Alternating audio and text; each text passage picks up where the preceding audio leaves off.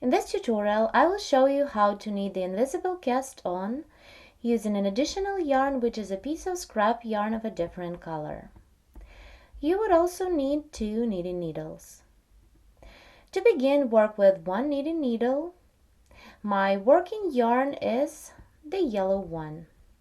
White scrap yarn is the additional yarn which I'm going to use only for casting on stitches. It should be long enough to complete the cast on row.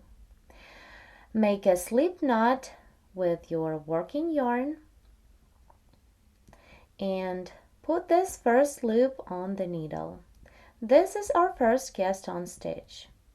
Now hold the needle in your right hand. The tails of the working yarn and the waste yarn hold together with the needle in your right hand. The waste yarn runs around the left hand thumb and the working yarn around the index finger. Hold both strands on your palm with bottom 2 fingers for the tension. Now cast on. With the needle, go under the waste yarn that runs on the thumb. Then pick up the working yarn and loop it under. Second cast on stitch is made. It looks like knit stitch. Then just pick up the working yarn with your needle. And repeat again. Insert the needle under the waste yarn.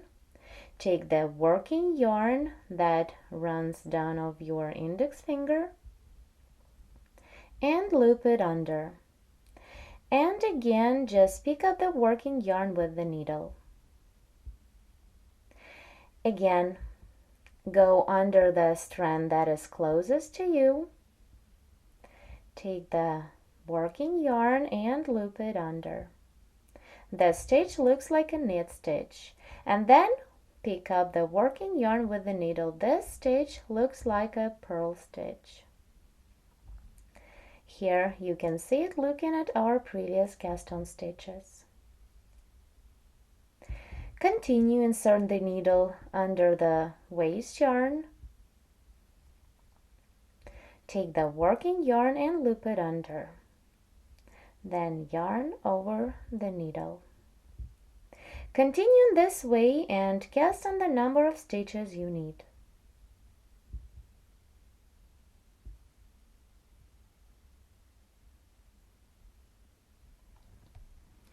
Once you have the required number of stitches on your needle, your cast on row might end with the purl stitch that is made by picking up the working yarn. Now to continue and avoid unraveling, you just need to cross these 2 strands, then turn the work and begin to knit the next row. Also, your cast on row might end with knit stitch. Let's work a knit stitch. With your needle, go under the waste yarn. Take the working yarn and loop it under.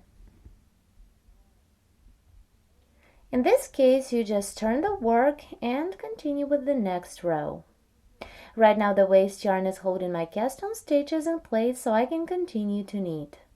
We need to knit several rows and only after that we can remove the waste yarn. So slip the edge stitch purlwise, then work on pattern. I have here 1 by 1 ribbons, so in my next row I will knit the knit stitches and slip the purl stitches. Knit the knit stitch, then bring the working yarn to the front of the main needle and slip the purl stitch. Knit the next stitch and again bring the working yarn to the front and slip the purl stitch. Do this all the way till the end of this row. Knit the knit stitch and slip the purl stitch. Purl the edge stitch on the end of this row. Turn the work and continue with the next row. Slip the edge stitch and work on pattern. You need to knit the knit stitches and slip the purl stitches. So knit the knit stitch, bring the yarn to the front and slip the purl stitch. and repeat the same. Continue till you reach the last stitch.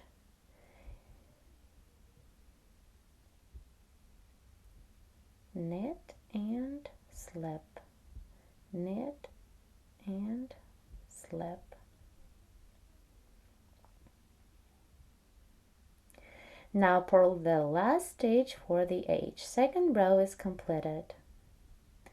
Work 2 more rows the same way.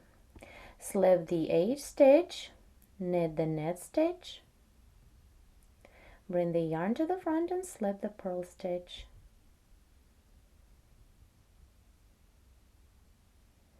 Knit and slip, knit and slip.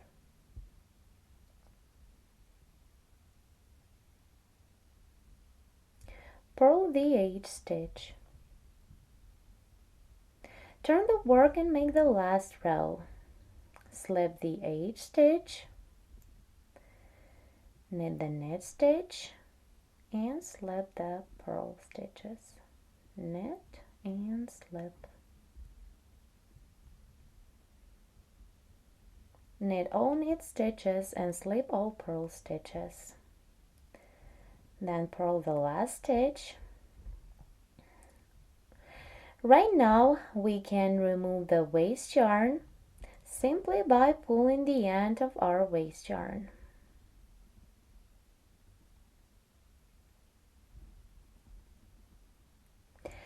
After you remove the waste yarn, we can see our cast on edge.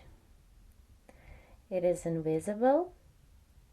We worked here 4 rows of knit 1, slip 1. This method is a great for 1x1 ribbing. Thanks so much for watching, and please make sure to subscribe for more free tutorials.